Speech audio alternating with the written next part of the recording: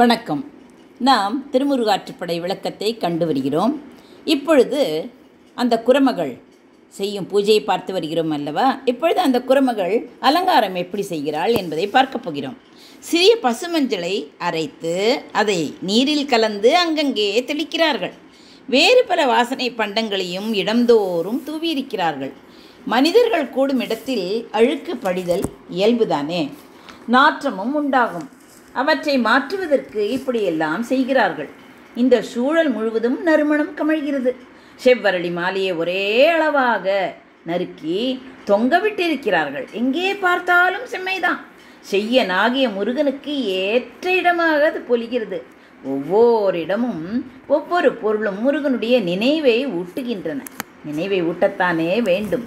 சிறு பசு மஞ்சளோடு நறு விரை தெளித்து பெரும் தன் கண வீர நரும் தன் மாலை துணை அற அறுத்து தூங்க நாற்றி என்று கூறுகிறார். சிறிய பசு மஞ்சளோடு மணமுடைய பொருள்களை தெளித்து பெரிய குளிர்ந்த செவ்வரளியால் ஆன மனம் மிக்க குளிர்ந்த மாலையை அளவு ஒத்து அரும்படியாக அறுத்து அங்கங்கே தொங்கும்படி கட்டுகிறார்கள். சிறு பசு மஞ்சள் என்பது மஞ்சளில் ஒரு வகை என்றும் சொல்வது உண்டு.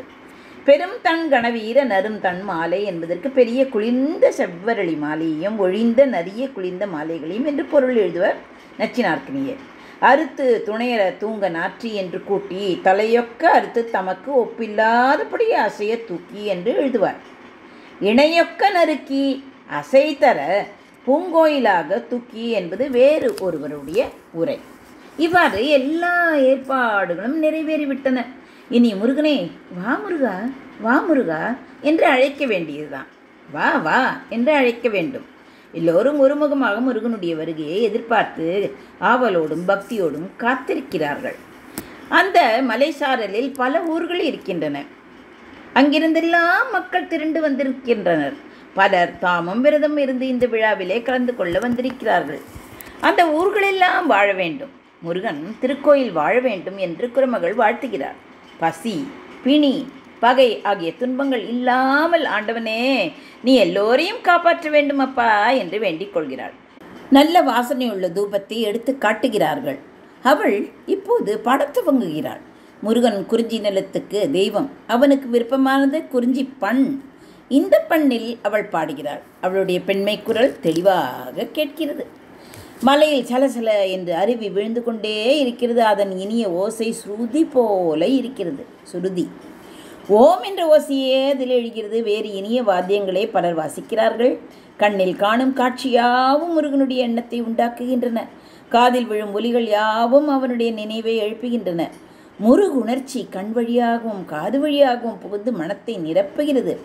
வாசனை பண்டங்களாலும் தூபத்தாலும் உண்டான நறுமணமும் ஒரு தெய்வீகமான உணர்ச்சியை நாசி வழியே ஏற்றுகிறது. அருவியின் ஓங்கார ஸ்ருதியும் இந்தியங்களின், அதாவது அந்த வாத்தியங்களின் இசை முழக்கமும் இணைந்து முழங்கும். அங்கே குரமகள் குறிஞ்சி பண்ணை பாடுகிறார்.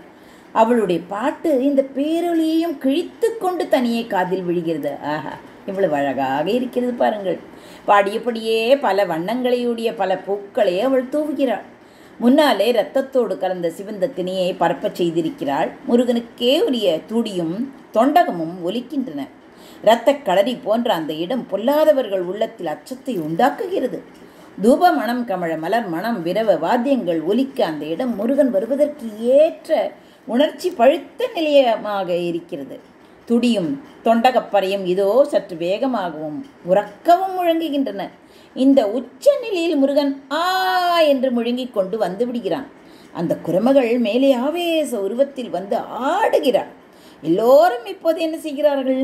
கன்னத்தில் போட்டுக்கொள்கிறார்கள், கும்பிடுகிறார்கள். சிலர் அழுகிறார்கள், சிலர் நடுங்குகிறார்கள், சிலர் கீழே விழுந்து வணங்குகிறார்கள். சிலர் உணர்ச்சி மிஞ்சி முருகா முருகா முருகா என்று கதறுகிறார்கள். சிலர் கூத்தாடுகிறார்கள். விசையை தூண்டிவிட்டது போல எங்கும் ஒரே தெய்வ உணர்ச்சி தான், துடிதுடிப்பு தான், ஆட்டம் பாட்டம் தான். இங்கே சில பேர் வழிகள் வந்திருக்கிறார்கள். அவர்களுக்கு சாமி பூதம் இவற்றிலெல்லாம் நம்பிக்கையே கிடையாது. ஏதோ பைத்தியக்கார செயல் என்று பூஜை வழிபாடுகளை கண்டு பரிகாசம் செய்கிறவர்கள் தான் அவர்கள். அவர்கள் இங்கே இந்த அறிவிலிகள் செய்யும் செய்கைகளை வேடிக்கை பார்க்க வந்திருக்கிறார்கள். இந்த கூட்டத்தோடு கலவாமல் தனியே நிற்கிறார்கள். ஆனால் என்ன ஆகிறது தெரியுமோ, இந்த இடத்தில் கொந்தளித்து பொங்கும் உணர்ச்சி அவர்களையும் ஆட்கொண்டு விடுகிறது. எல்லாம் நிரம்பி குரமகள் திடீரென்று ஆவேசம் வந்து கூவும்போது அவர்களும் அயர்ந்து போகிறார்கள். தம்மை அறியாமல் கன்னத்தில் போட்டுக்கொள்கிறார்கள். ஆஹா, தெய்வம் தம்மை என்ன செய்து விடுமோ என்ற எண்ணத்தால் அவர்களுடைய நெஞ்சு படபடக்கிறது. இவ்வாறு தெய்வ நம்பிக்கை இல்லாதவர்களும் அஞ்சி நடுங்கும்படி அந்த குரமகள் முருகனை வரவழைத்திருக்கிறாள். முருகனை வரவேற்று தெய்வ மனம் பரப்பும் சூழல் அந்த திருக்கோயில். அங்கே மக்கள் திருவிழா கொண்டாடுகிறார்கள். அந்த இடம் கலை ஓடும்படி பலரும் பாடுகிறார்கள். ஆவேச உருவத்தில் முருகன் வந்திருக்கும் போது அவனை வரவேற்று உபசரிக்க வேண்டாமா? பல கொம்புகளை ஊதுகிறார்கள், பெரிய மணிகளை அடிக்கிறார்கள், முருகனுடைய யானையை வாழ்த்துகிறார்கள். அது புறம் காட்டி ஓடாத வலிமையே உடையது, பிணிமுகம் என்னும் பெயருடையது. முருகனே நாம் இருக்கும் இடத்துக்கு எழுந்தருளும்படி செய்வதற்கு உதவும் வாகனம் அல்லவா அது. அதனால் அதை வாயார வாழ்த்துகிறார்கள். அங்கே முருகன் எழுந்தருளி யாவர்க்கும் நலம் பாலித்து கருணை புரிகிறான். குரமகள் நேரிலே முருகனை வருவித்து பேச வைக்கும் அற்புதமான இடம் அது.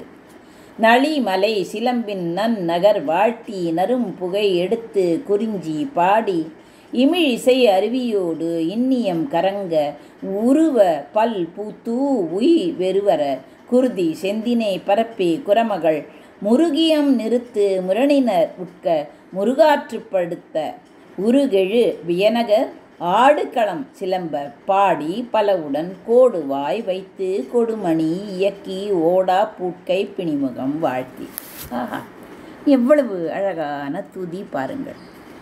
செறிந்த மலைச்சாரலில் உள்ள நல்ல நகர்களை வாழ்த்தி மனமுள்ள தூபத்தை காட்டி குறிஞ்சி பண்ணை பாடி இனிமையாக ஒலிக்கின்ற ஓசையுடைய அருவியோடு இணைந்து இனிய வாத்தியங்கள் முழங்க பல நிறங்களையுடைய மலர்களை அர்ச்சித்து கண்டோர் அஞ்சும்படியாக இரத்தத்தோடு கலந்த சிவந்த திணையை பரப்பி பூஜை செய்யும் குரமகள் முருகனுக்கு ஒப்பான வாத்தியங்களை வாசிக்க செய்து தெய்வம் இல்லை என்ற முரண்பட்ட கொள்கையை உடையவர்களும் அஞ்சும்படியாக முருகனை வரும்படி செய்த அழகு மிக்க அகன்ற திருக்கோயிலில் வெறியாடுகின்ற இடத்தில் சிலையோடும்படியாக பாடி பல கொம்புகளை நன்றாக ஊதி ஒலியினால் கொடுமையுடைய மணிகளை ஒலித்து போரில் பின்வாங்கி ஓடாத வீரத்தை உடைய பிணிமுகம் என்னும் யானையை வாழ்த்தி வழிபட அந்த இடத்தில் முருகன் இருப்பான் என்று சொல்ல வருகிறார். களிமலை என்றால் என்ன? மரங்கள் அடர்ந்த செறிந்த மலை. சிலம்பு என்றால் மலைச்சாரல். நகர் என்றால் ஊர் என்று அவருக்குமே தெரியும். இன்னியம் என்றால் இனிய இசைக்கருவிகள். கரங்க என்றால் முழங்க. உருவம் என்றால் நிறம். தூயின் என்றால் தூவி வெறுவர அச்சம் உண்டாகும்படி. குருதி என்றால் ரத்தம்.